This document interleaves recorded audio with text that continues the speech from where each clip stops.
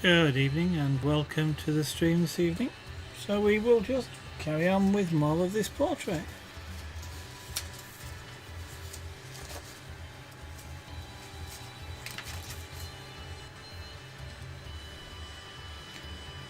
For which I need my other glasses again.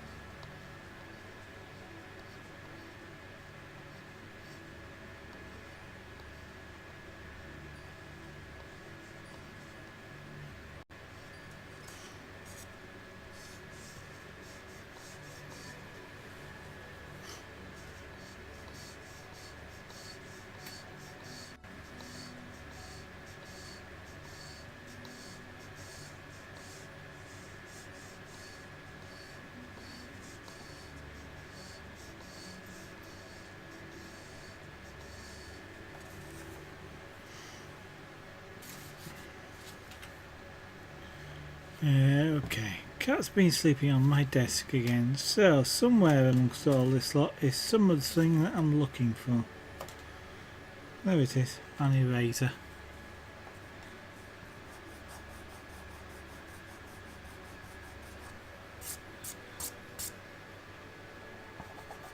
Just make sure the guidelines just around there have all been erased before I put any pyrography over the top of them, which would cook it in.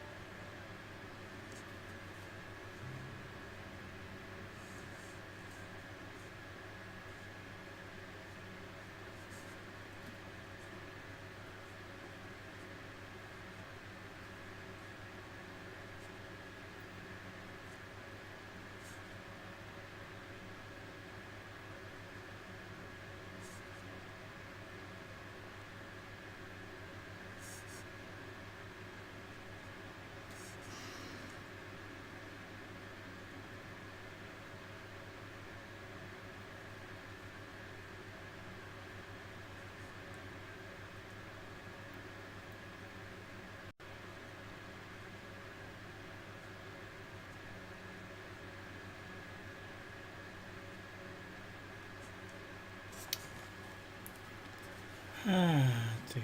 Thought that had gone quiet all of a sudden. Don't quite know why it insists on keep crashing for no apparent reason, but it does.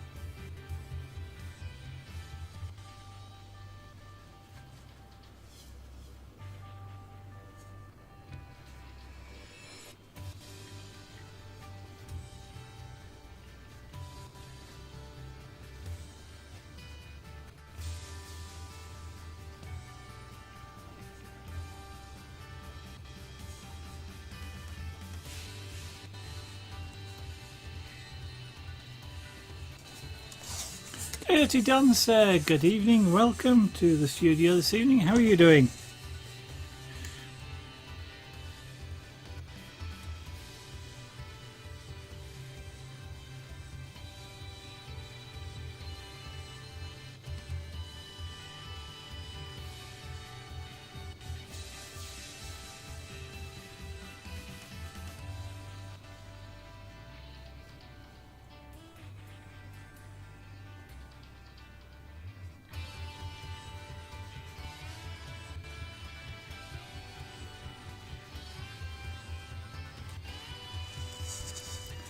I'm not doing too bad today, thank you very much. I've been feeling sick all day, but I'm feeling okay at the moment.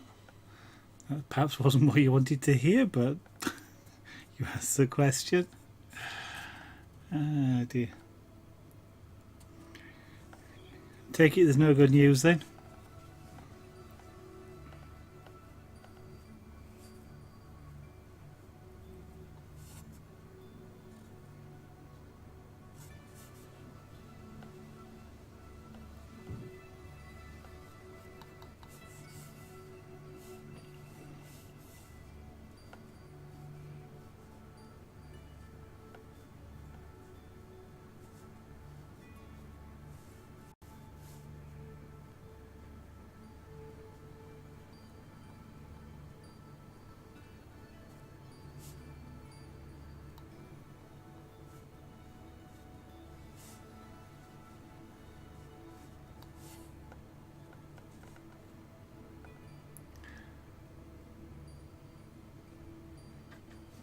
Feeling sick or the lack of good news? Either, yes, definitely. Either would be very nice.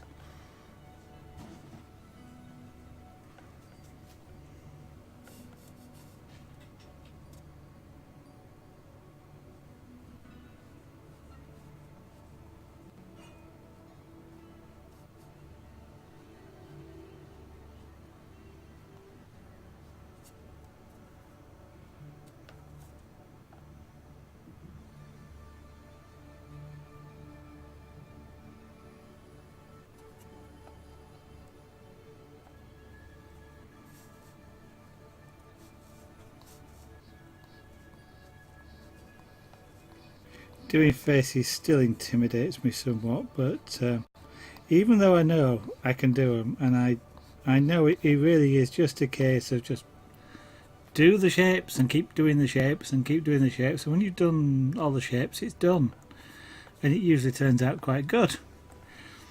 And I know that there is a skill to it and all that, doing the shapes and the right shades and things, but it still looks really hard, and then you start and you just keep doing bits and eventually it's done, and I'm kind of rather surprised. I'm always surprised when I finish the portrait, that it just, I'll look up at one point and go, Oh, I've done it.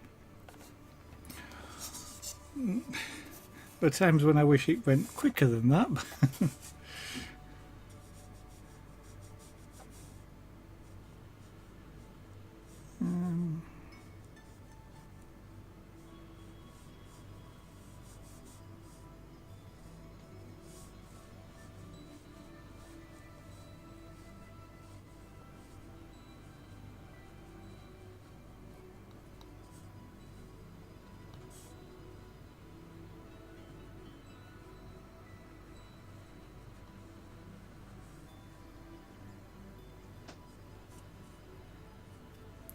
Thank you very much.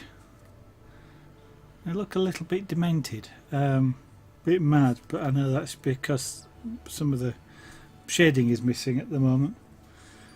And I do know that they do look portraits.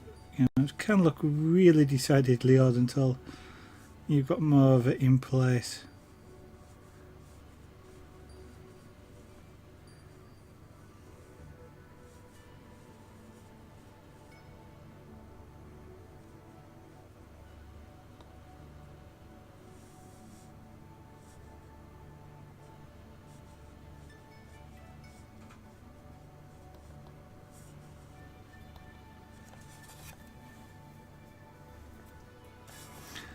Mm.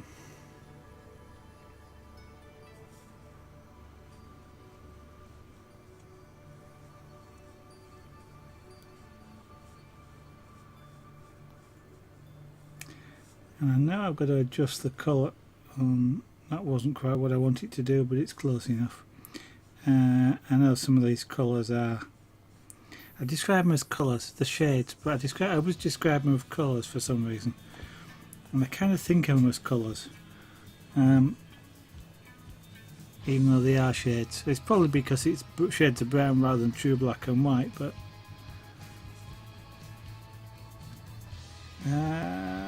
that's actually on the other side. Sometimes I find it easier, like with shadowed areas, to do them in the right direction. Like I've just inverted this to do this shadow here. In actual fact, it doesn't make a blind bit of difference which way I do it. It just feels better doing it this way because I'm kind of doing shadow on this face of the face rather than sort of trying to do it up a wall type of thing.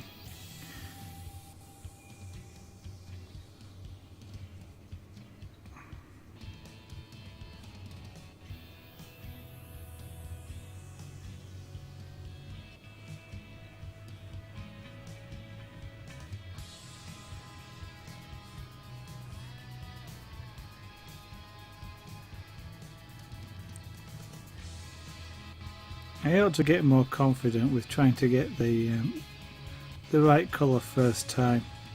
I'd save a heck of a lot of time doing this.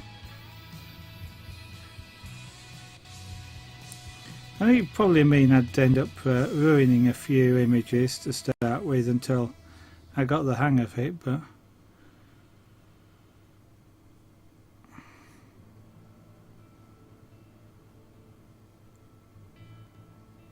now at the moment I'm probably too cautious, doing it too slowly really.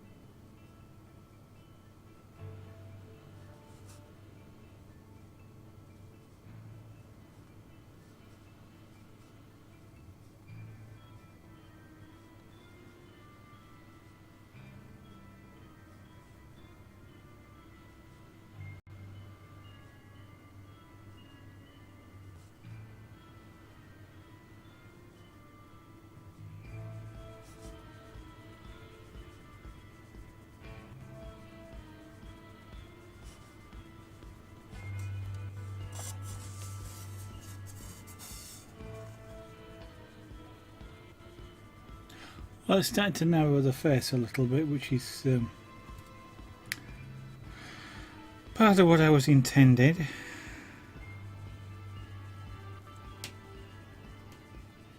A lot more shading to do here though, to pull the edges in.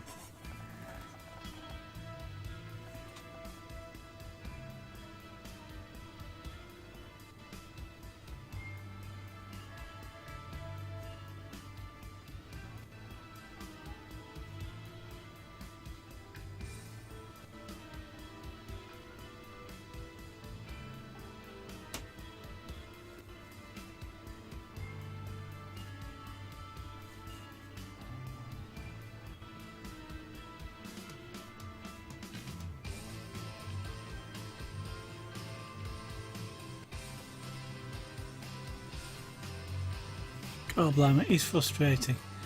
I've got two lines slightly side by side here which I'm trying to fill in. All I keep doing is reinforcing the two lines.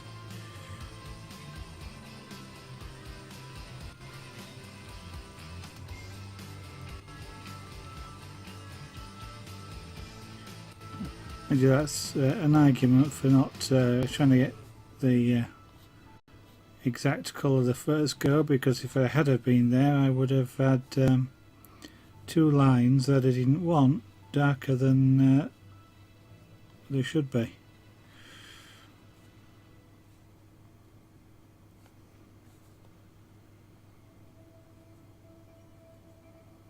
Now I will cheat a little bit here, because I'm going to put in a shadow that isn't actually there.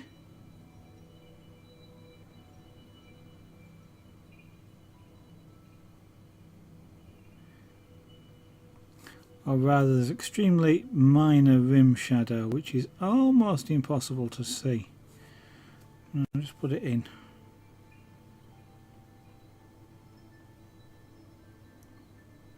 Just to help distinguish the edge of the face.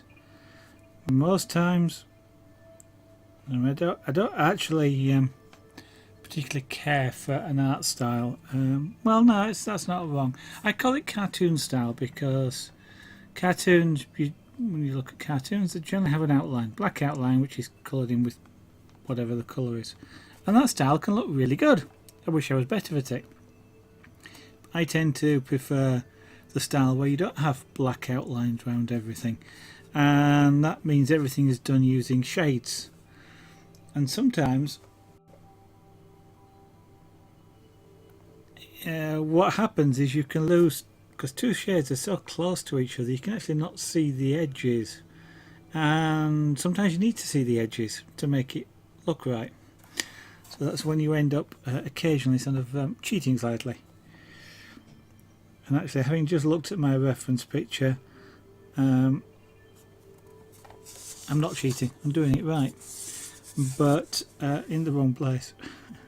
So there is a shadow down the side of the face, but it's actually on the neck, not actually on the side of the face. So I can just darken down here to make that edge stand out a little.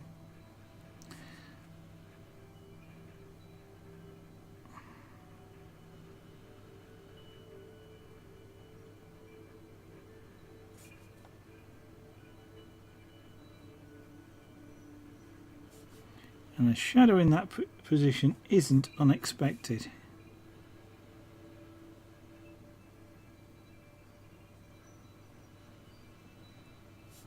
But it's only a tiny one. This picture that I'm using as a reference was obviously taken with a flash on the camera. And you get next to no shadows that way, or you get some in really odd positions, because normally lighting, of course, is from above. When you start looking at pictures with flash straight on, they can look strange. Of course, professionally, I won't say that's one of the things they do, because they don't. They use a lot of light, but you also do sometimes use front light to fill in, so you don't get shadows. But there again, they're professionals and they know what they're doing. I don't. Trenta, good evening, hello and welcome.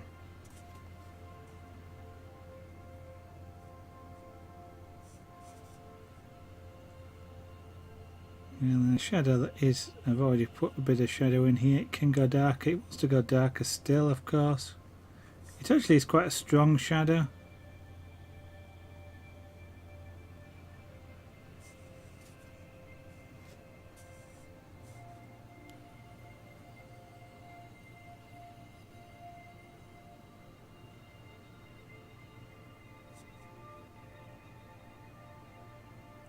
So I'll just strengthen the shadow, make it darker.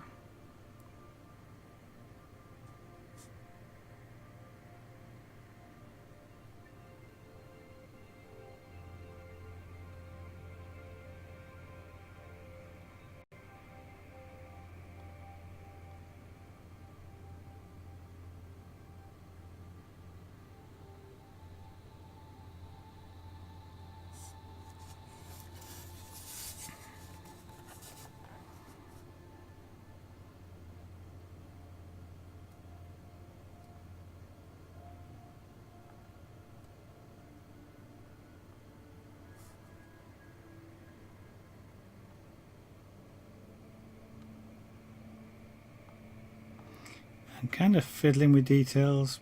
I've mentioned it before. I shouldn't really at this stage.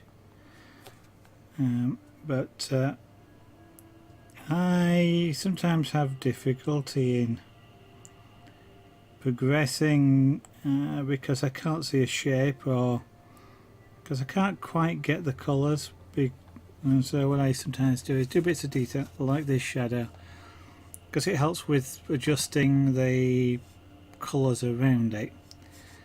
I know this is dark, if not actually black. Probably won't take it that dark, but then I can see the contrast of the skin above it on the chin that way a lot easier, and adjust that more accurately,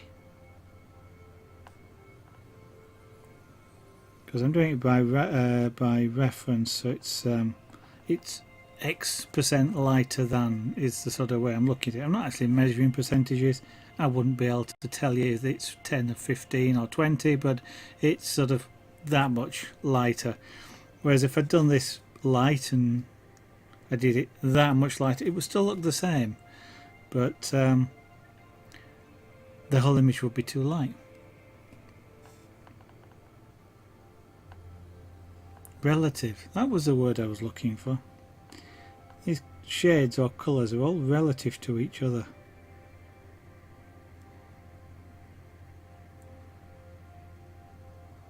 The shadow didn't look dark enough because of the stuff that's around it.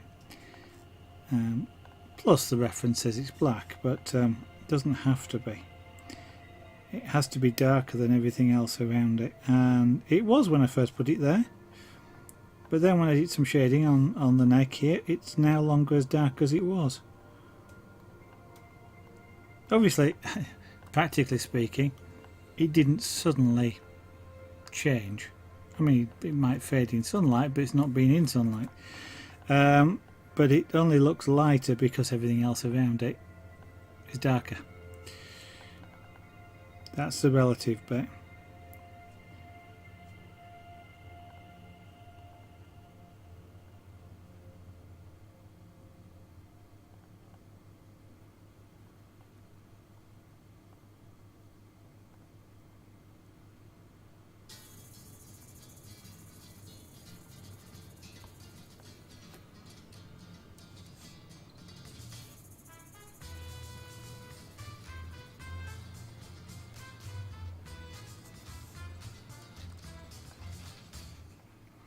Now you can see this is almost the same colour as this area here.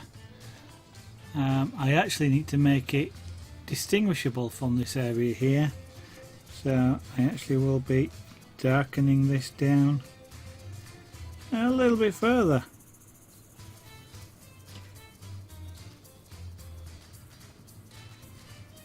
Now when I do this, the potential is that I will actually have to darken the rest of it down as well. And if I can just fade it out a little bit.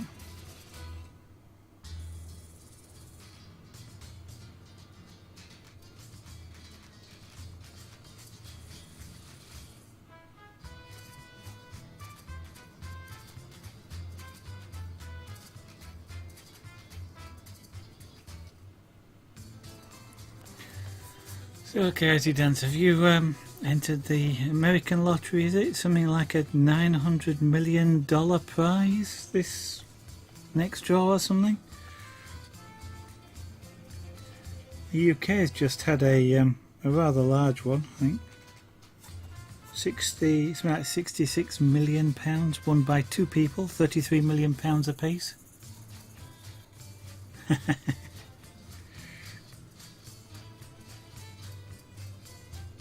Kind of thinking the other day, what would you do with £33 million?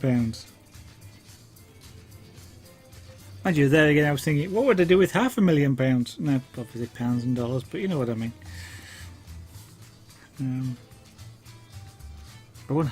I mean, it's rather hard for me to win £500,000 because I don't enter. But if I did, I know I'd give up work. Don't know whether. Yeah, I definitely give up work. Because that's that amount of money. I'm not young. You might have gathered that. I'm quite old, really. I'm over 50. So I'm nearly at retirement anyway, and £500,000 takes me there without a problem. And yeah, that's kind of it. I do art stuff all the time and crafts and things like that, and probably stream it as well because it's kind of fun to do that. But yeah, the huge room is happening. I haven't won a lottery. I've had to save a long time, but well, huge room, a large room. I will later this year have a nice large studio, which won't be that wide. You're seeing most of my studio now. Yeah, it's with that. Well, even smaller, relatively small amount of money, like for me, like £500,000. It's not as a problem here in the UK, especially because of the National Health Service. But you know, the as you say, sort of expenses just no longer exist. Even art thing. I mean, I don't go crazy buying art stuff, and I do look at it and go, do I really want another pen or whatever, you know? And when you sort of win that sort of money, it's kind of like, yeah, right. I'm kind of, well, I'm probably a little bit odd in that respect though, because well, it remains to be seen if I ever win, and that requires me to enter. But would I get mad and just spend money, or would it be? I suspect I'd probably be the same thing that I am now, which is, do I really want that? Do I really need it, or am I just? It just looks like a nice toy.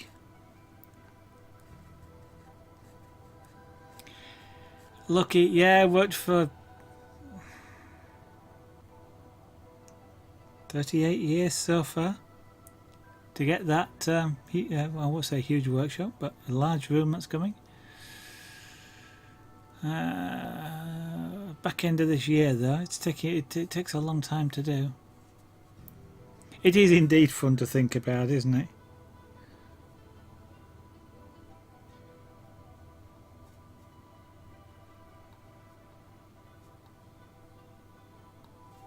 As long as you don't turn it into either an addiction to sort of keep, enter £20 or $20 or whatever the ticket prices are, multiple times, and start going silly thinking you're actually going to win.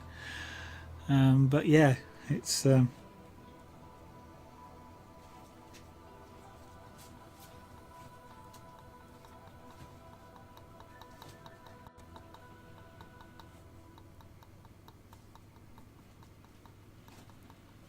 we were doing that. It's kind of like, what is the first thing that you would do?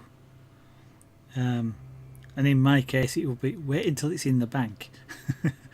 Wait until it's actually there in my account before I start spending it. Yeah,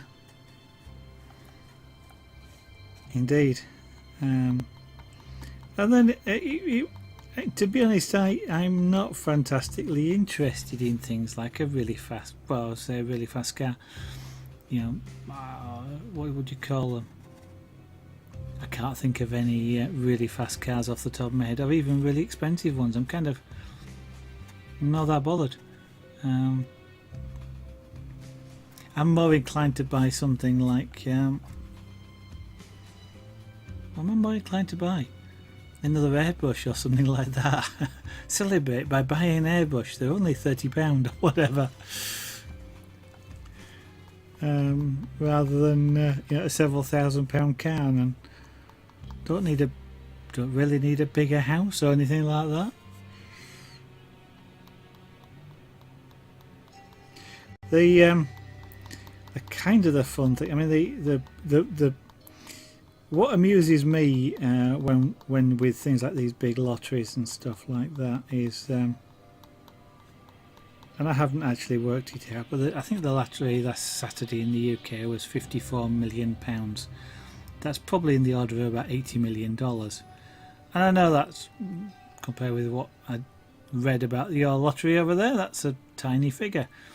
But I was thinking, with that sort of money, you put that sort of money into a bank in the UK, the interest rates are terrible. Forget investments and things like that, but just in a savings account. And even with the terrible interest rates, that's well, I know I was about to say that's the interest is probably more than you could spend. That's not true. I mean, it's you can spend money. It's you can. It's things like you don't wash your car, you go buy a new one. So you can spend the money, but it's £54 million, even at sort of 1% interest. It's £500,000 a year, which is a heck of a lot of money.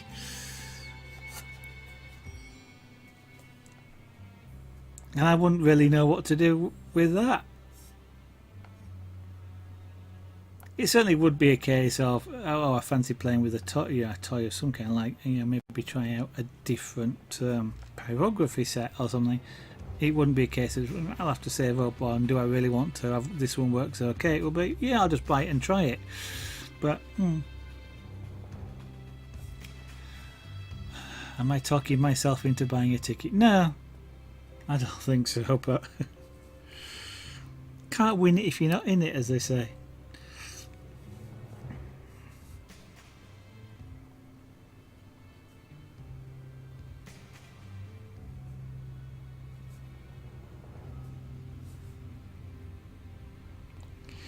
I know there's been a lot of talk about in the UK statistics, and it's kind of, even Ladies Arbor of the weekend, we were talking about statistics and things like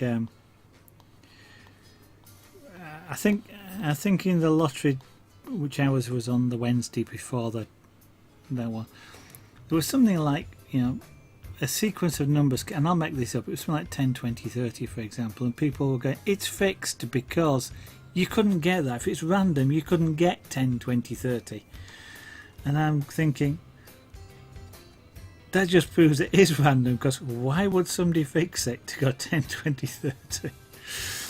It's, people just don't believe. The UK lottery is sort of 6 numbers, and 1 to 50. Balls 1 to 50 in the draw 6, and people just can't get their mind around things like 1, 2, 3, 4, 5, 6 is as likely to come out as any other sequence of numbers, and yet people think it's impossible for it to happen just because it's a sequence. And you get into a lot of interesting discussions with people, because that can't come out. 10, 20, 30, 40 can't come out because it just wouldn't. But it's kind of like, why?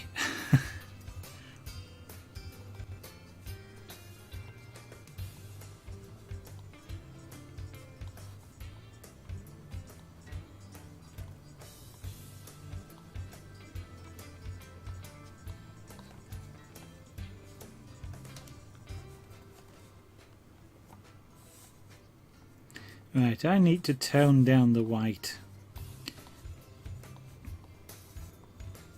It looks white on screen. It's just too bright, basically.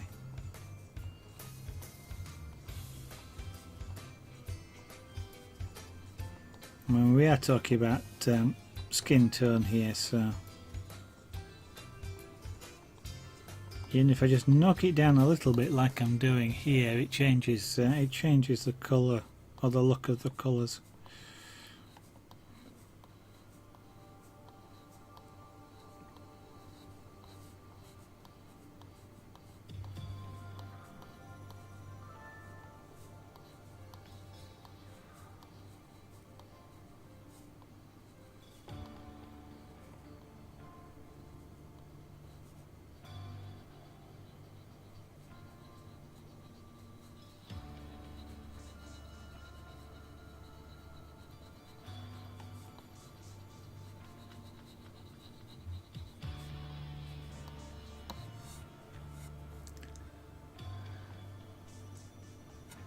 Yeah, okay.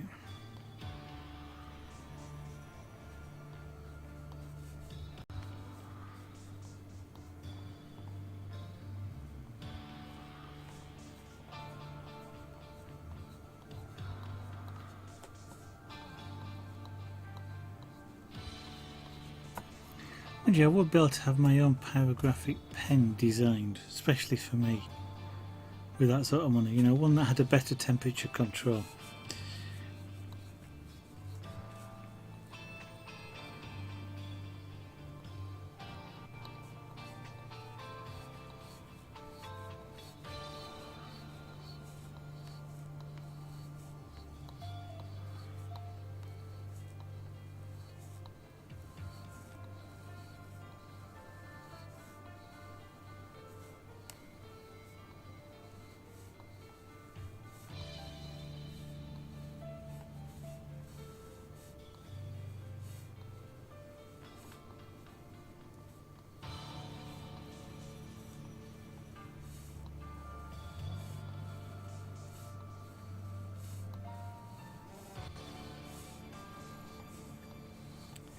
And that reminds me, I must turn the ringer back on that phone. One of the things I have a habit of doing on my mobile phone is, because it goes to work with me, when I go to work I turn the ringer off so that it doesn't disturb at work. And I keep forgetting to turn it back on, which is interesting because then I miss calls on the very odd occasion. I mean, if it's in my pocket I feel it vibrate, but if it's on the desk as it is now over there, I don't hear it most of the time. I just heard the vibration there with a message or something coming in, an update, but of course by the end of this stream I'll have completely forgotten I was going to do that.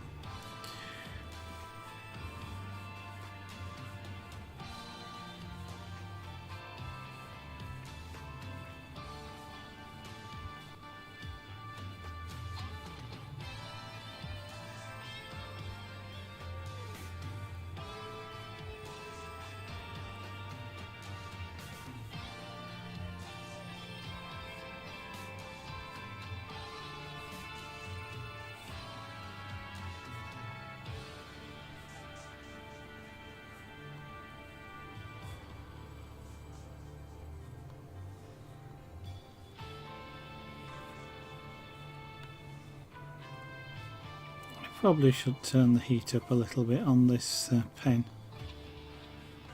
I am working a little bit cool, but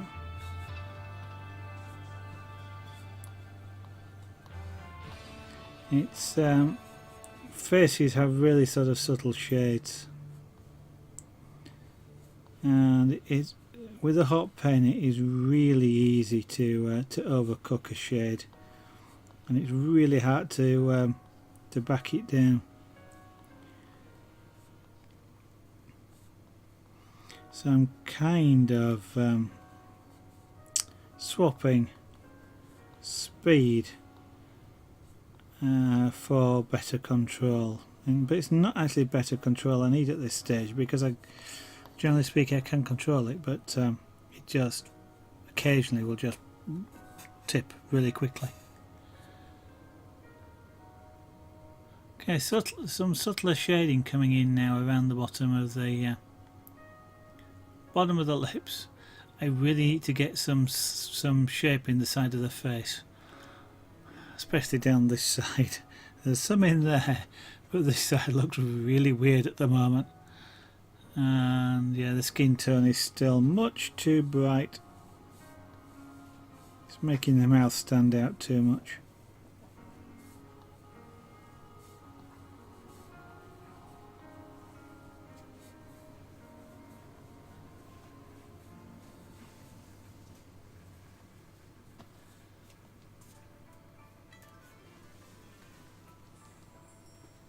Okay.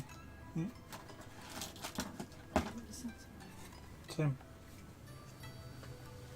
No, that's not it. Excuse me a minute, guys. No, it's not that. I'm guessing you've already taken it somewhere. No. It's not there. It's where it should be. So. I don't know where to put them both.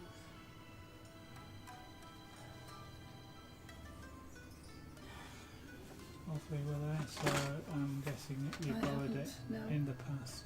I'm putting back. And it's not there.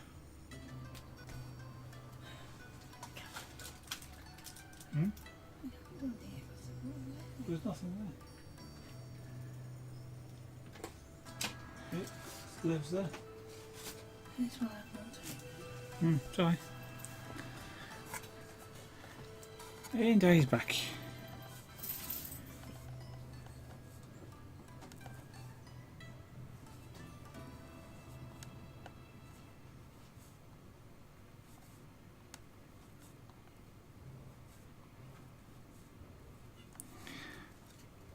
So earlier when I was looking at this and looking at the mouth and thinking the lips stand out really much. Now that I've started doing the shading just underneath the underneath your lips, this area here, the contrast has almost disappeared. It's not as dark as I thought it was, and that's what the point I was kind of making earlier with the shadows, with the like the deep shadows here. They looked really dark at first when the area around it was white. But as soon as you start putting all the colours in, you start to lose the contrast. So what you thought was dark actually isn't.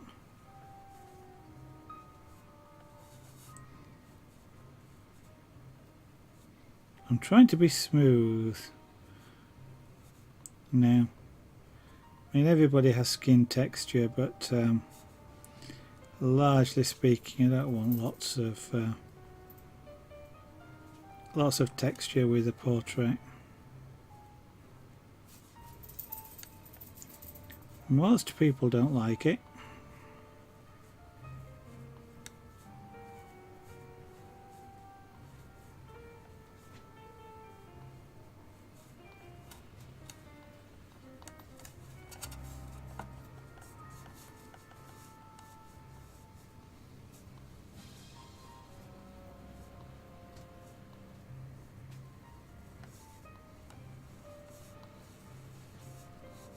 And you just leave a slightly lighter area there because it caught the flash.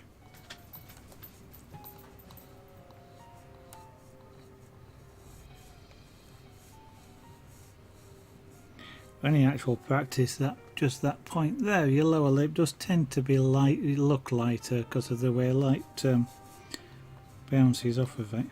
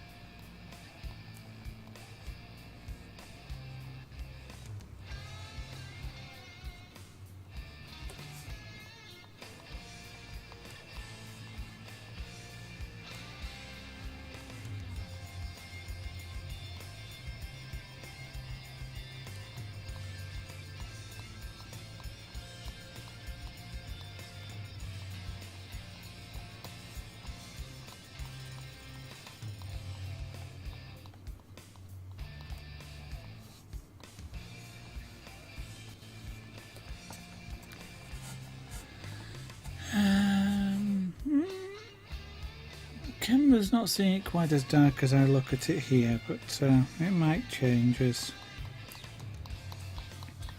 I add further colouring as I work my way into the shading here.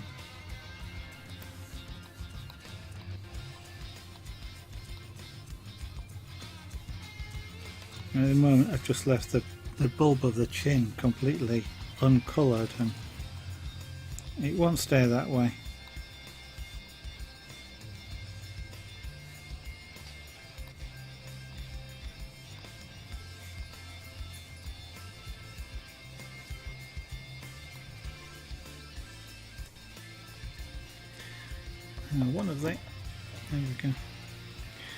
One of the things with which applies to black and white pyrography, painting, drawing, is that darkness moves things further back in your perception of the image.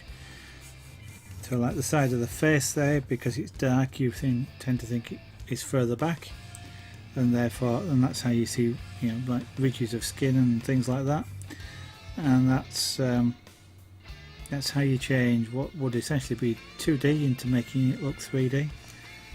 Darkness makes things go back, so if you want to sort of create a valley, you make it slightly darker.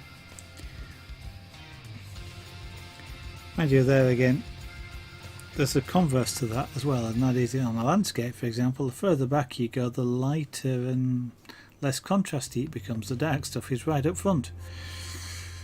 You can't win.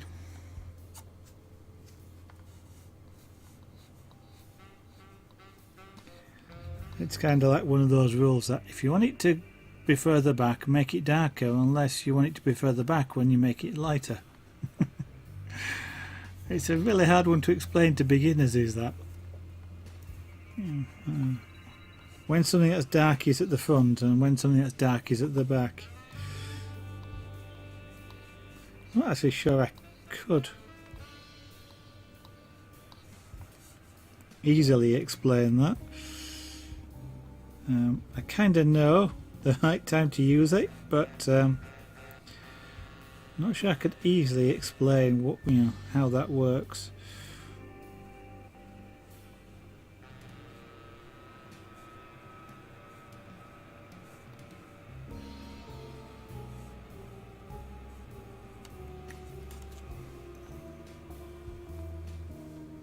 Yes, they are, indeed, but usually it's kind of like when I'm doing this, and I sort of go, the darkness pushes this back, and then I don't have a landscape around to show the difference, for example. Although I actually probably do have the elephant back there, but if you're right. If you were teaching somebody, then you probably have that example to hand, and the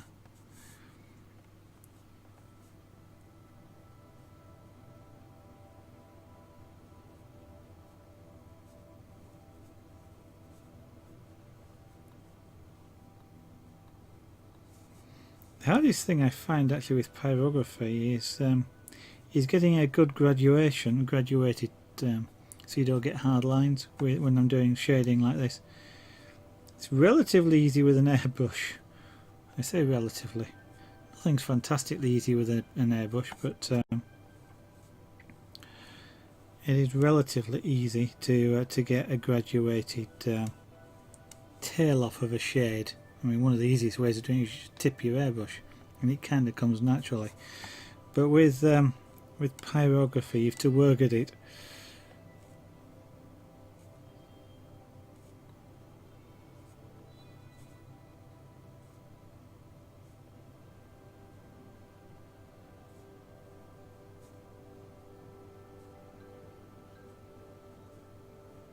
And it can get quite a bit frustrating when you've almost got it as you want it, and you just do another pass and it gets a bit dark and it's a bit too dark.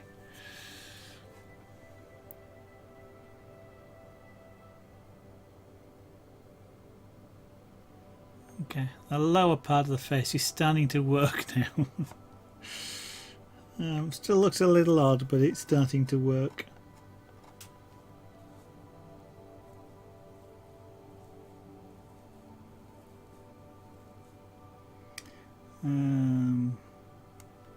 Yeah, shadows on the other side. I always like to work, if I can, with the pen stroke in the right direction. It just feels easier.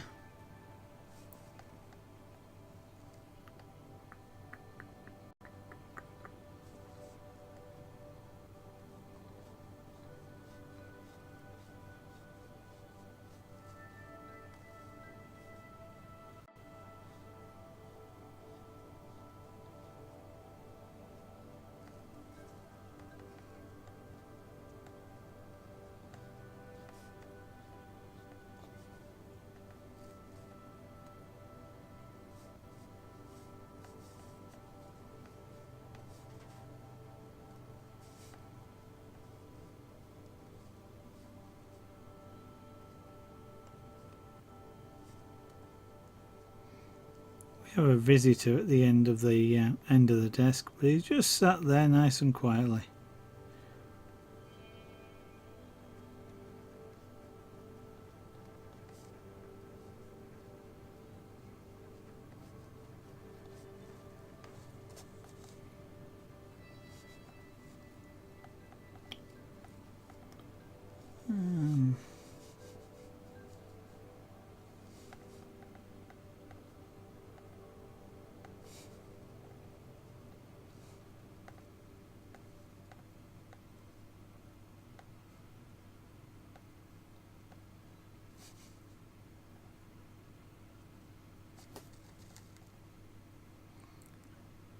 So are you going to stream any of your stuff at any time, Coyote Dancer?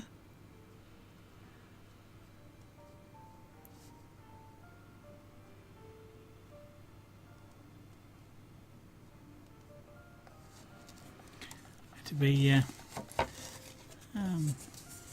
good to see some different artists on. I keep wanting to say Twitter, but I mean Twitch. Come across Brown Coat Captain doing some pyrography at times, but not a lot of other people.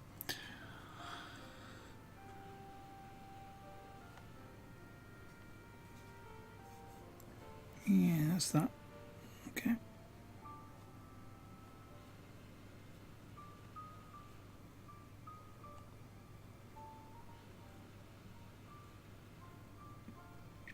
Now, Brown Coat Captain tends to use a lot of the outline stuff, so.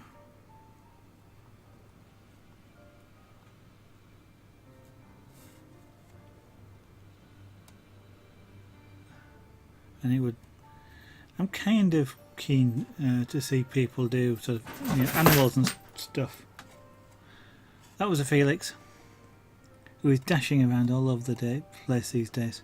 Hello, Felix. No, you can't come down here. Back you go. You don't have any of the webcam stuff. I was about talking about the lottery earlier.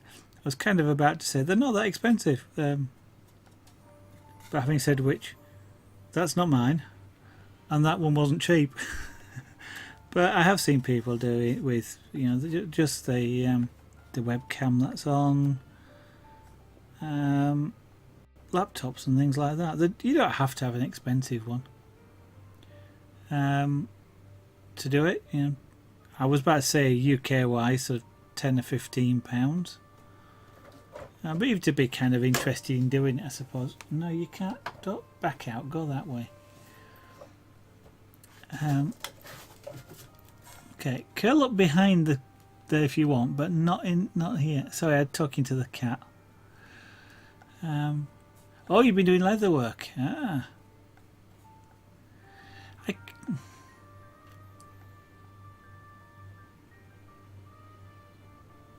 Yeah, that's sort of. That's the thing.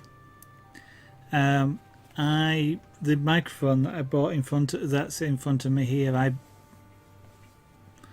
Well, I suppose the camera did, but I kind of saved up for the camera. This one that's you're looking down through. But the voice, the microphone that's on it is not fantastic, and the one that's on there is even worse. and I kind of wanted a decent microphone that I didn't actually have to have stuffed right in front of my face. So I ended up, the intent was to do some streaming and through the various things, get commissions.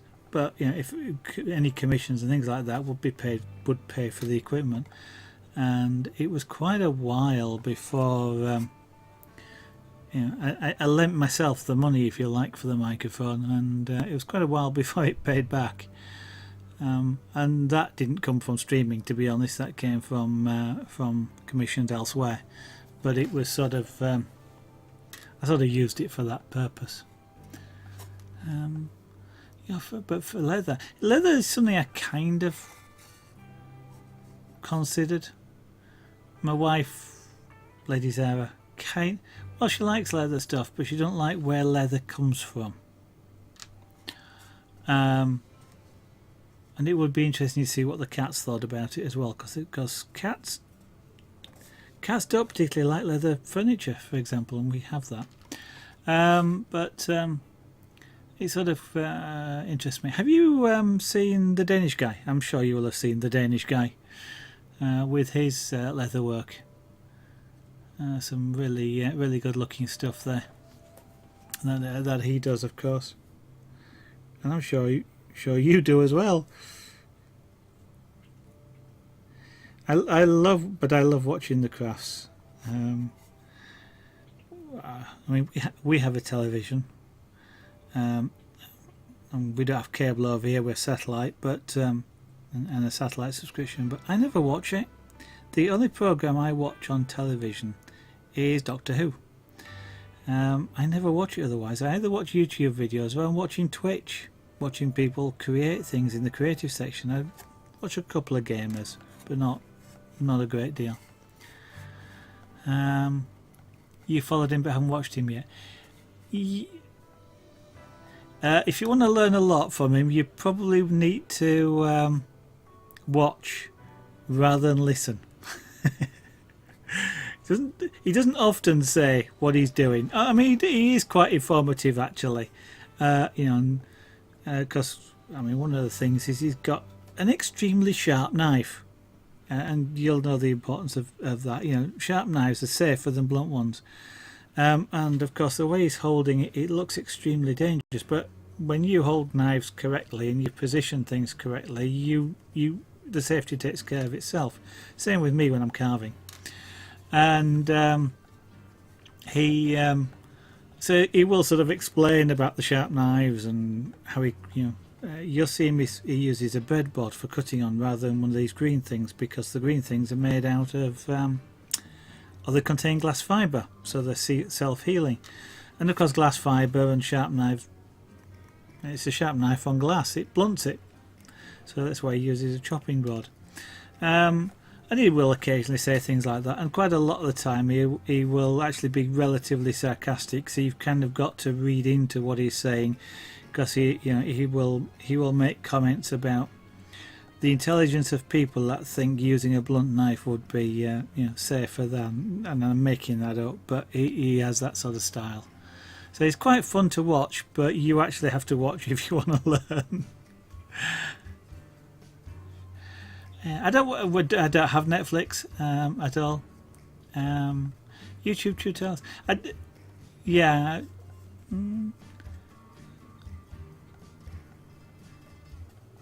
Yeah.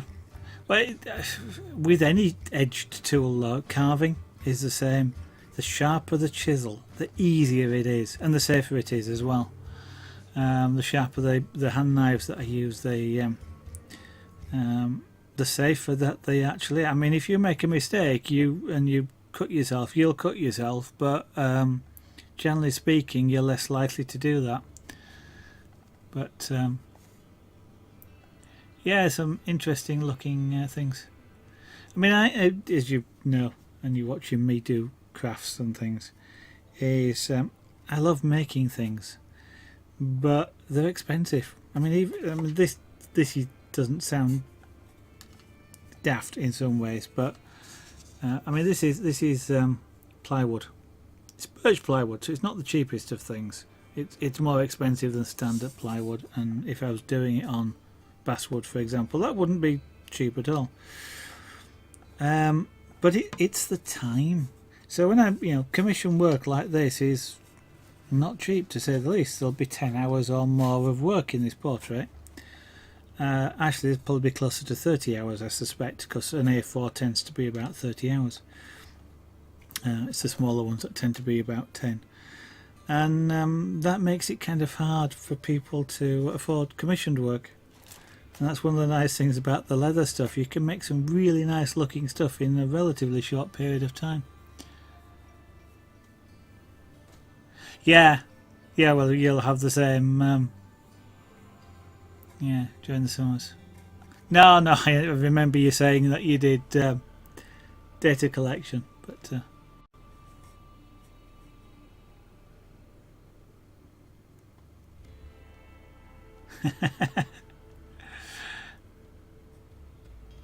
The odd thing with this is and it is, I mean, there are some, if you look on YouTube, there's some really good, reminds me, I must put some more up, some really good pyrographers out there. Jean Buick is the one that I like watching because she's really good. But all of us, I do the same thing. Do time lapse. So which one was it? I mean, the cats took 10 hours a piece. I think I've got one of those time lapsed and on YouTube, and it took 10 hours, but that was out of 20 hours of streaming. I think it was about 10 days worth of streaming, and so by the time I cut out the bit like I'm doing now, she's talking, not doing anything, down to about the 10 hours. But then you have to time lapse that down to about 5 minutes because people get bored watching otherwise, and they don't watch it. But it gives people a false impression, because one of the things that when you're doing shading, as you know, like this, you're doing a multiple passes, but when you time lapse that, it tends to look like you're just doing that, and it's just going dark, and it makes it look like you've done a portrait in 5 minutes, and you did it first time, and that sets an expectation of people thinking it's only 5 minutes to do something like this. Therefore, it's not worth very much, is it? It's not worth whatever 30 hours of minimum wage would be. Yes, I'm talking of. Sometimes the timing is amazing, the way Moobot pots things in. Yes, talking of commissions and things. He popped in just at the right time there.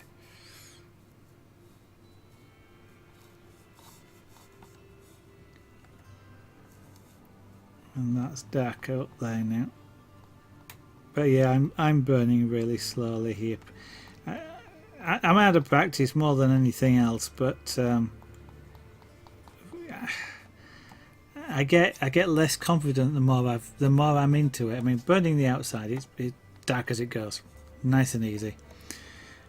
Even the sort of clothing at the start, I'm more confident about it, because if I make a mistake at the start, okay, I may have to darken other things down around it, but I don't have. If I make a mistake and I've virtually finished, and have to fix it by darkening things around it, there's another 10 hours of work just to fix the mistake, and just to fix a mistake, and I get really cautious towards the end. Yes, he's quite good. He's Moobot in that way.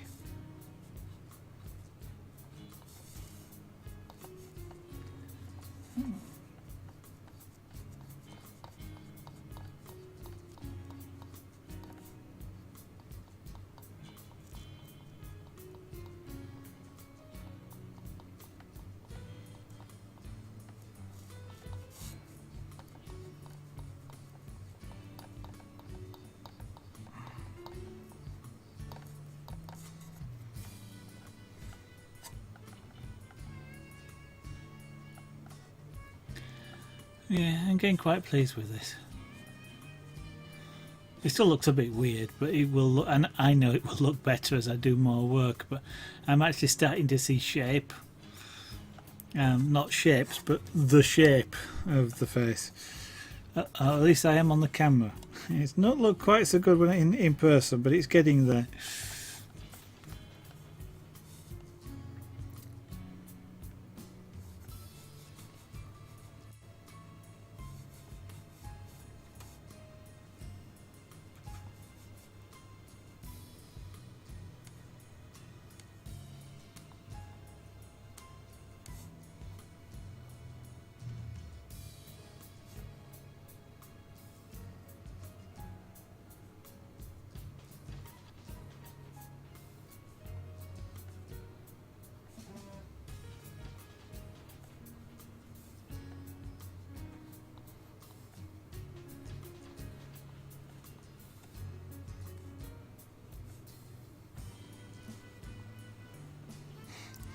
In some ways, I was just thinking, in some ways, it's kind of funny.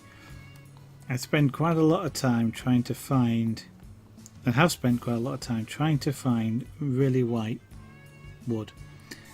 And I use plywood because it's cheaper than solid blocks of wood, but it's easier to sort of handle being quite thin, and it's more it's dimensionally stable. A solid piece of wood this thick, for example, would be warped all over the place. So I'd have to use sort of 3/4 inch or something. But I was just thinking, you know, like with poplar, which is about the lightest wood I've seen, spend all that time trying to get light wood, and then promptly cover it, or then promptly darken everything because it's too light.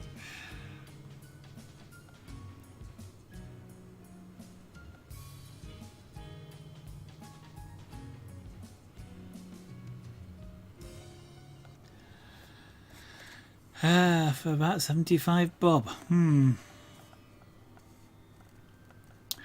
Well, if you find the right vintage bobs and find 75 of them, I might consider that.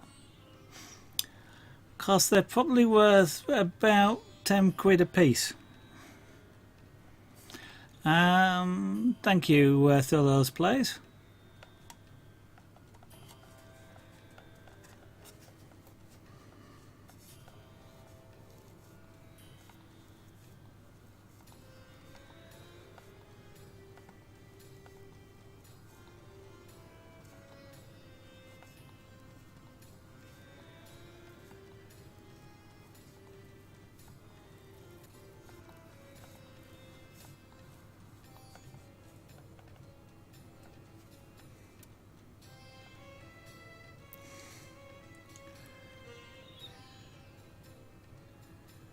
Yeah, all the old English money.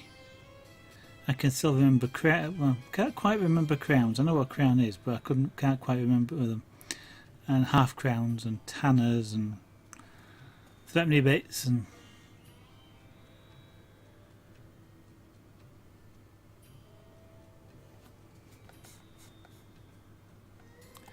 it's amazing the way people come on stream and admit to doing illegal things. Almost as though they think they can't be traced. Yeah,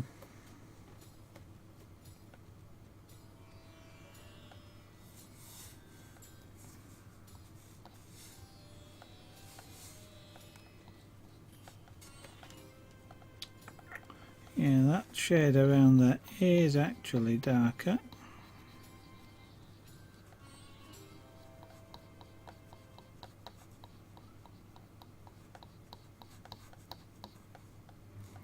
Which of course it would be given the placing of the shadow.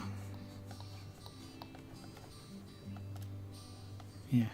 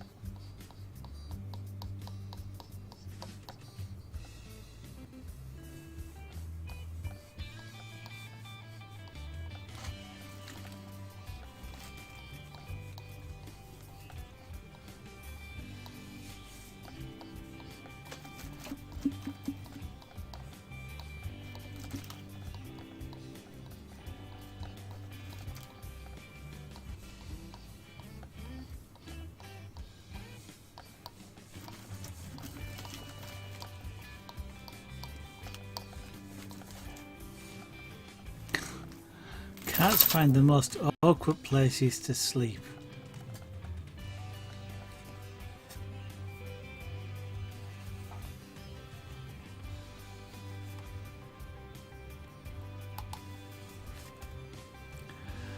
I've been working on these about 6 hours. 7 hours. 4 hours of which was doing the dark background, because that takes quite a lot of work to do.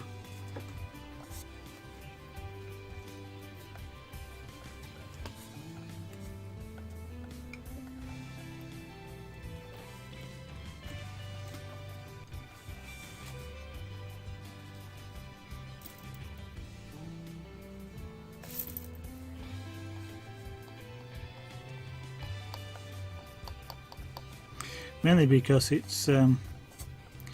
actually takes quite a while to make wood go that dark, and even with pen temperatures turned up quite a lot, it's still a relatively slow process. And even one of the other things you have to take into consideration is the whole pen gets hot when you do that, so you can't do it for long periods of time. You've got to give your hands time to cool off. Which is, generally speaking, that's not normally a problem with most of the work. These pens are great in that they do stay really cool, but to turn it up to quite a high temperature, and after about 20 minutes, it's a bit too hot to be held comfortably, and you have to put it down for 5 minutes. It cools off fairly rapidly, but yeah, your hands don't.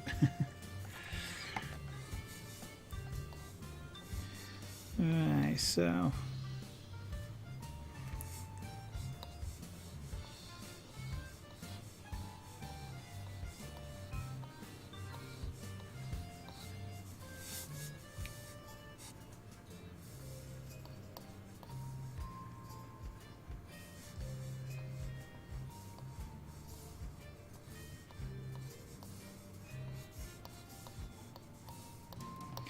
face shading is really subtle sometimes, and it's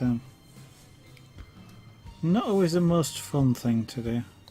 It's nice when you get it right, which of course is the objective, and it's nice when it's done, but sometimes getting it right to start with is challenging.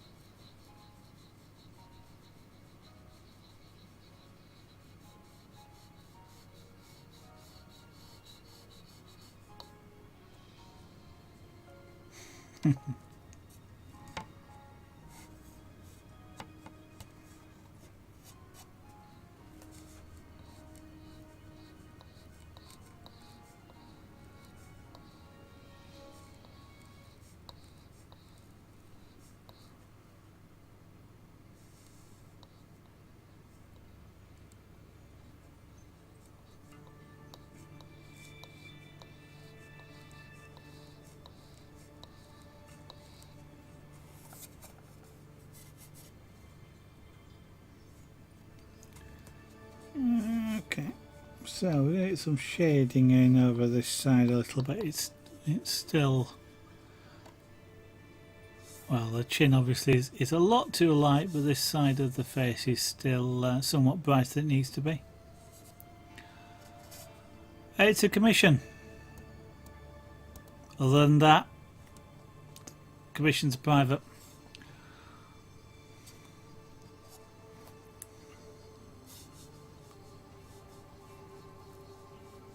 So it's not anybody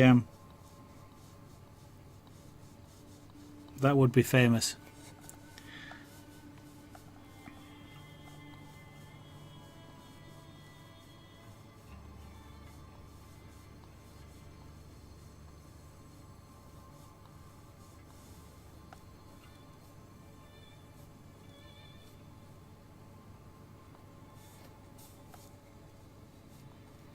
Let's just apply a basic level of colour here, which will knock the highlight down a bit.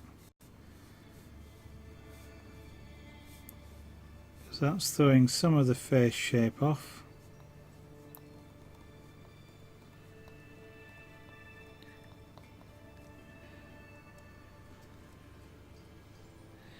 Thank you, Big Tatagat.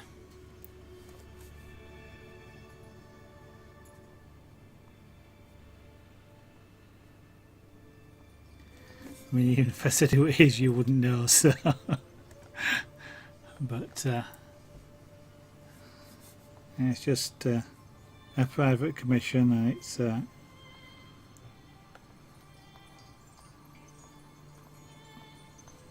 obviously something for them.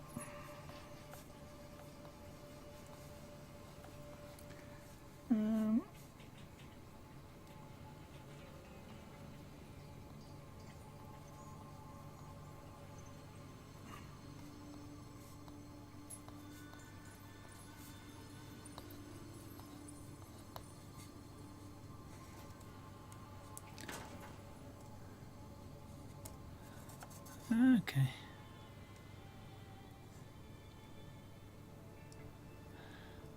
This camera's turned its autofocus back on, but never mind.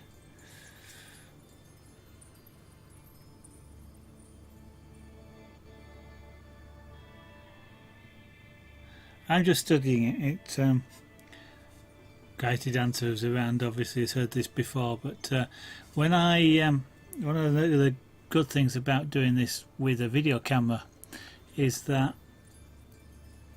due to the focal length of the cameras and things, the camera is viewing this in sort of the same as I would if I took like a couple of steps back, about 5 or 6 feet away, and it gives a different perspective on things. When I'm looking at it here really close, I can see all the tool marks and lines and reflections, which when you sort of step back, you get a better overall view of the image, and it looks different. And the camera lets me do that without getting up, which is quite convenient.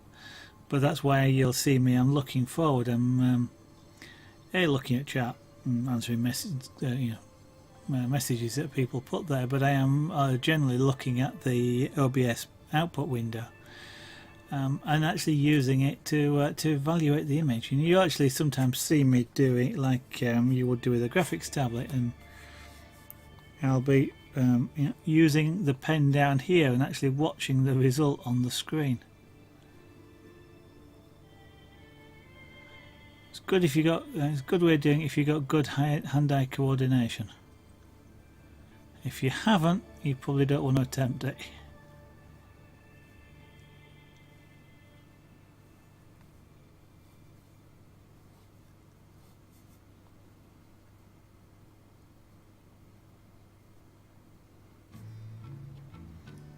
And doing this hand-eye work like this actually is quite good for just adjusting shapes, because shadows and shades imply shapes,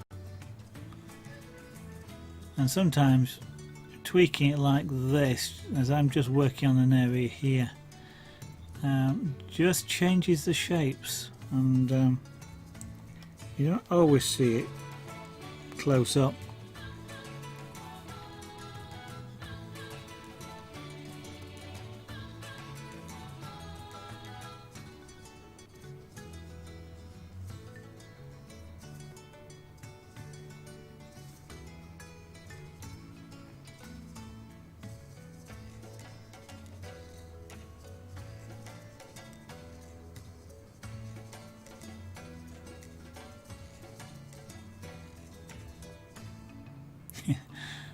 just seen my own image on the top left there, which it looks rather weird because of the angle. I'm looking round the camera that's you're seeing out of here, because it's sort of in front of me, as you can just see it peeking out there at the top of the frame. I end up looking at some real weird angles. That chin still looks a bit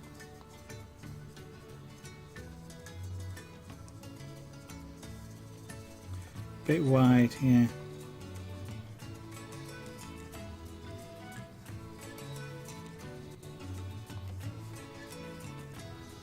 So let me just bring the colour down a little bit around it, and then I'll apply colour across there because it's a bit too much of a highlight at the moment.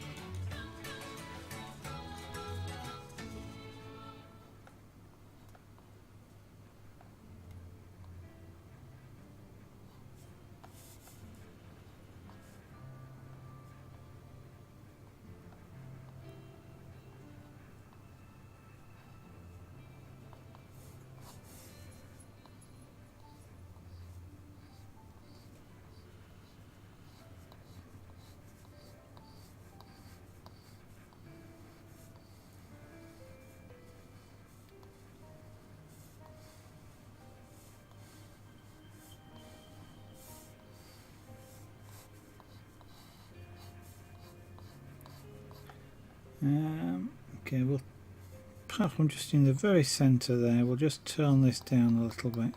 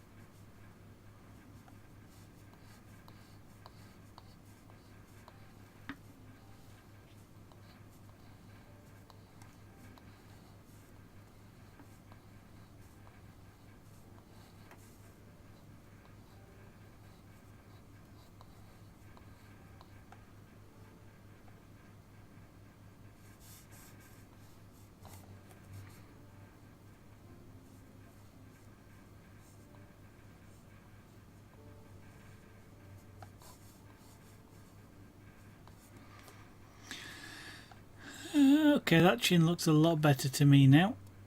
I still need more shading on it, but the real shiny large area has now vanished, and I've just got a very small highlight which I will work on a little bit. Yeah, nice, quite nice subtle shading. I'm getting a little bit better at subtle shading.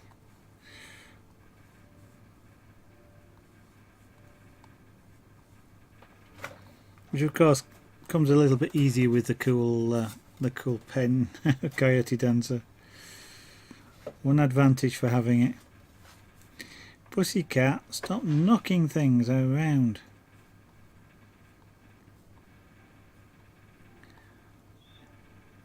He's just curled up behind the big monitor to my right, but he's pushing stuff out of the way as he just moves, stretches out and then stretches in.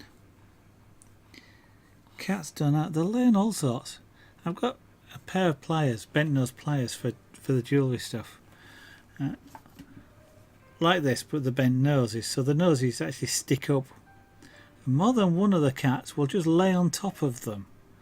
Quite how it's comfortable to have that stuck into your rib cage, I'm not sure, but they seem quite happy with it. Probably actually Big Tatchet. I haven't done any for a little while. I do have some spare blanks. I thinking about trying to think of an image that will inspire me to actually do it. Is the thing that's just awkward at the moment. I'm not feeling particularly inspired to do anything in particular. I might actually try a little bit of drawing next, or watercolour pencil drawing, just to I've got some images of an owl. I'm trying to think which owl it was, hawk owl or something like that. It's a really big owl which is a lovely, that might actually be something that it would be worth doing in carving. But it's yeah, I have great difficulty picking images. That's why I like doing commissions, because I don't get to pick. Well, I do, because I can not do it, or they can give me 2 or 3 images and choose the image I want. But it's sort of, that's the image. Get on with it. Whereas when I have to go out and find one for myself, I look at it and go, oh, I wonder if I'll find a better one, or something that I like doing more. And invariably with the carving, I'll pick something which actually probably isn't the best, or has got quirks to it. Ruth the Dragon, which is the last one I did. No, almost the last one I did, because I did a cat after that. If things like if I curved the tail the other way, it would have been sort of 5 times easier to do, but no, I didn't. I did it the wrong. Well, I didn't do it the wrong way. There isn't a wrong way, but the way I did it meant I was trying to get the chisels into really small spaces, which if I'd done the tail the other way, they just would have had large spaces, and it would have been easier to do. But I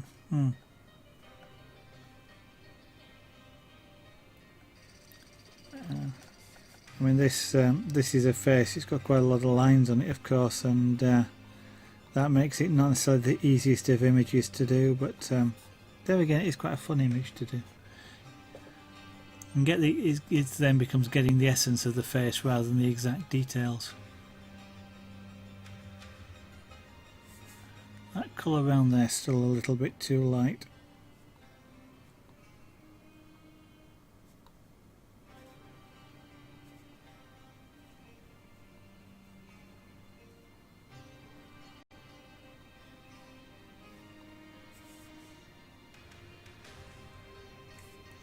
As is that highlight there.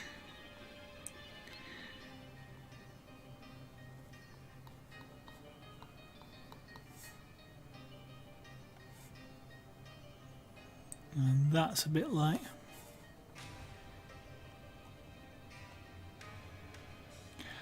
Okay. Then I apologise. I usually do try and not speak too fast. But obviously I've got a little bit carried away.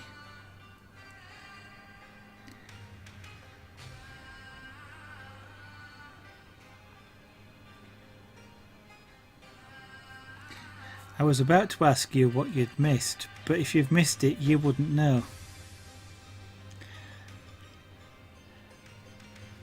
Essentially, all I was saying was that I haven't really got something which inspires me to want to do a relief carving of it.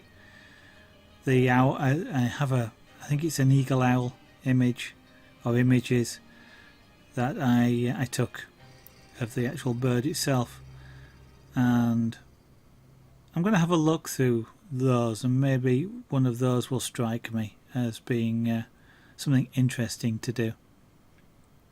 And if it does, then I'll carve it. But for the minute, this is going to take another 20 hours probably to finish, so it won't be, it'll be a week at least before I start doing something new.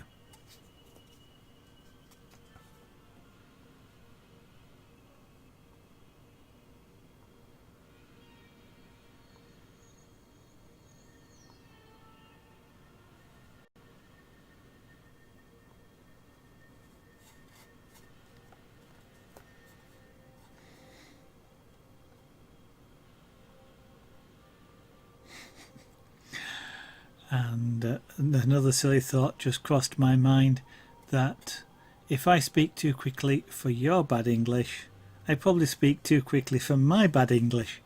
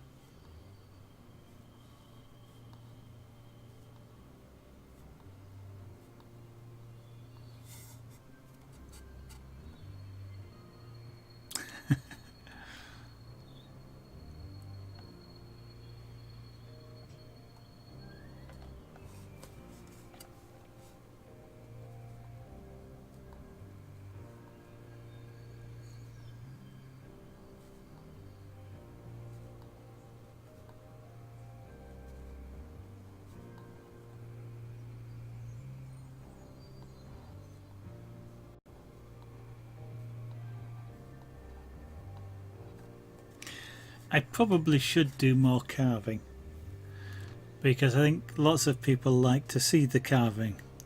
I don't know if it's because they watch for the possibility of me jabbing a carving knife, a carving chisel into me hand or something, or whether it's just something which is, or in addition to it being just something interesting to watch.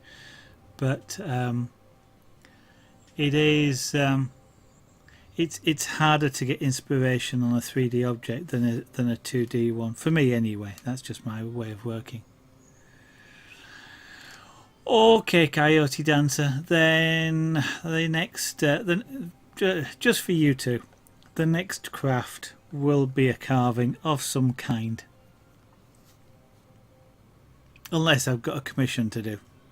I will put that caveat in, because if there's a commission, then I like to do those as, I won't say as quickly as possible, because that implies I rush, and that's not what I meant, but they come first rather than doing something just for fun. It will be a while though. This is not, this isn't something I'll finish tomorrow or anything like that. About at least a week.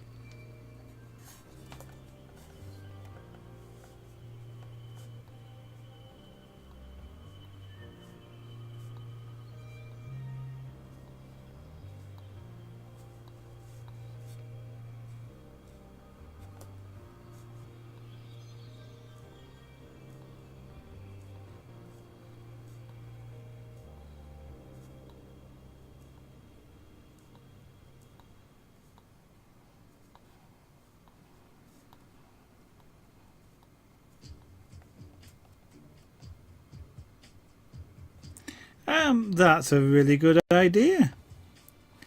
It's not been set up for very long, hasn't Facebook? So, and it was it was set up initially to go alongside the shop. So, but yeah, no, it's. I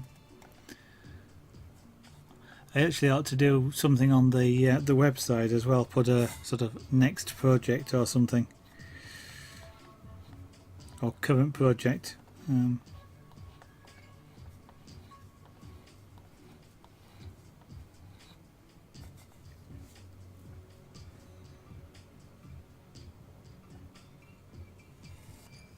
Haven't you seen any of the carving, Coyote Dancer? Well, I've got a.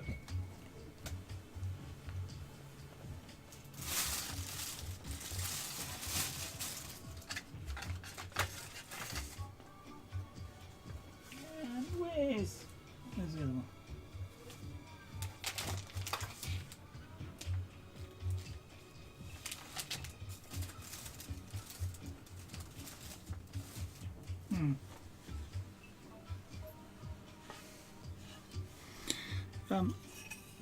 That was the first carving that was done on stream.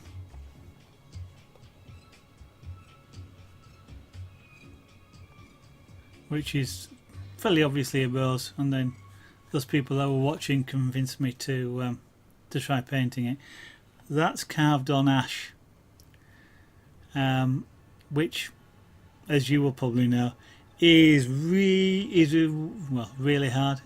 There are harder woods, but it's quite a hard wood to hand carve, especially since I actually didn't have anything to clamp it down with, which doesn't help.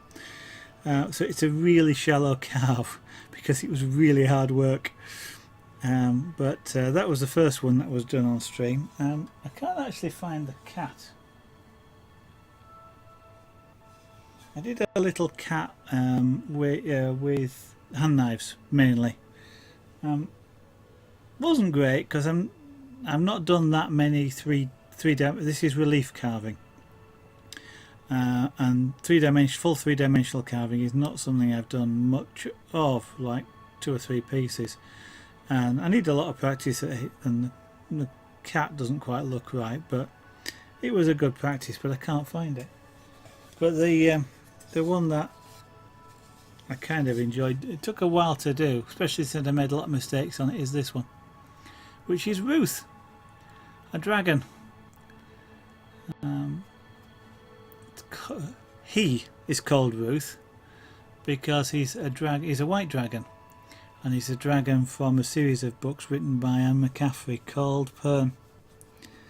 Or the series is about Pern, and this is you could call it fan art, I guess, because there's an image drawn by a guy called Michael Whelan, who was her favourite illustrator for the books, for the book covers, and the way in which he drew the dragons I like, and this is kind of in his style.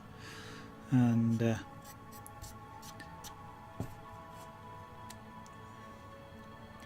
is it the wood? Oh, what's the wood? This is basswood, as it is known in the States generally, or European limewood. 2 names for the same tree. I love working with that because you can see the grain in here. It's a regular grain, and there's very little difference in the density between the rings and the material between them, and that's nice when you're carving. It's a relatively soft wood to carve, but will hold detail. Normally you need hard wood to hold detail, and bass is kind of a mix of the two, so it's a really nice wood to carve. Some people have suggested that I should apply pyrography to this, but I kind of like the colour of the wood when it's plain. I suppose I could, apply, like, this is a mountain, so maybe some pyrography to that, but I kind of like the way the wood ages, and this was for me, so.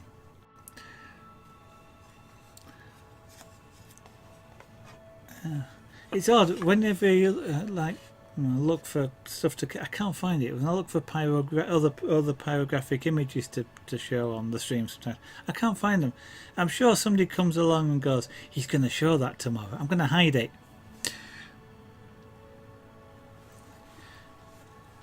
Okay. It has 2 names: Bass, BASS.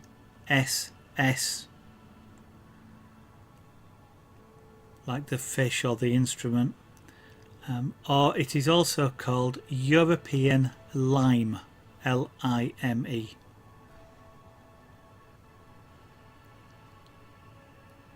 In fact, the easiest way is to actually type it into stream. So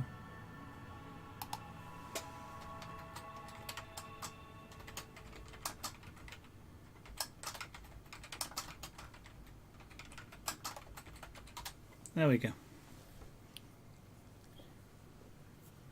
It's also very good wood apparently to put pyrography on, because it's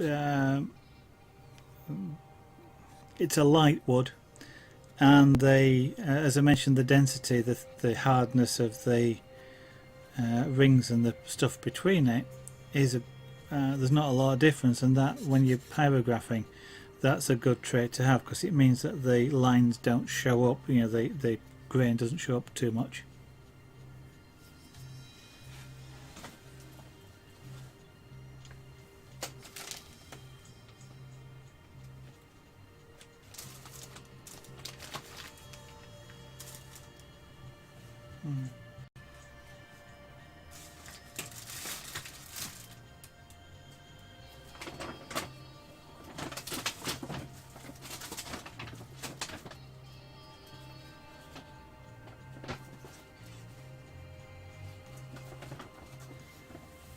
It looks like one of the cats has probably knocked it somewhere.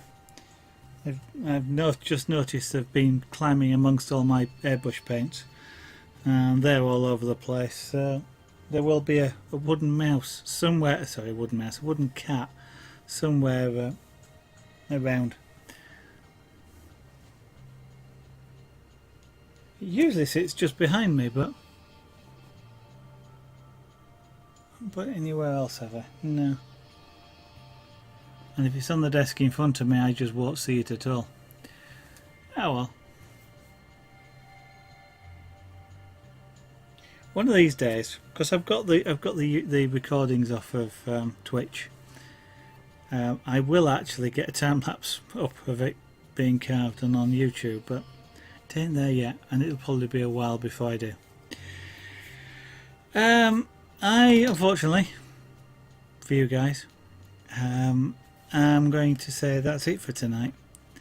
I've been streaming for a couple of hours. I know it doesn't necessarily look like I've done a great deal, but I actually have done quite a great deal.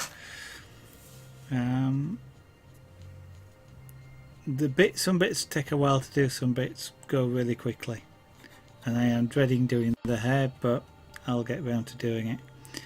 It's been fun doing this on stream. I've had a not very nice day, and it certainly helped make it a nice evening. Thank you all for watching, those of you that are. I will, as is my usual advert, point out the website to take a look at. It has a small shop, but I'll put more stuff in it one of these days. But there's an Etsy shop there for jewellery, and pieces like you see in the images there are in the shop. I think they look beautiful. Some nice Valentine's stuff, and a couple of new things will be going in over the next couple of days for Valentine's, if you're looking for Valentine's gifts. Things like a lovely bracelet is in the shop. Got to put an advert in. But apart from that, I obviously am going to recommend that you push the follow button if you're not already doing so that Twitch will notify you when I go live. Coyote Dancer does, but Big Tatiet, I'm not sure if you follow. If you don't, I'd recommend that you do, obviously, so that when I do start carving, hopefully Twitch will tell you. But Twitter would also as well, if you want to follow me on Twitter. I do tweet when I go live, and of course you get the stream title with that as well, which will help you know, because I will probably put a hashtag carving in there. Apart from that, hopefully I'll be on stream tomorrow night. There's a lot of stuff going on at work, and sometimes I really don't feel like streaming, but it is, I do try, because it makes for an enjoyable evening. But if I am on tomorrow night, it will be from about 8 PM UK time, 2000 hours GMT or UTC, or 2 hours ago. Thank you very much, Big Tatiet, that's very, very kind of you. So, have a great evening here from the county of the White Rose, West Yorkshire in the UK, and I'll hope I'll see you again in the future. Bye for now.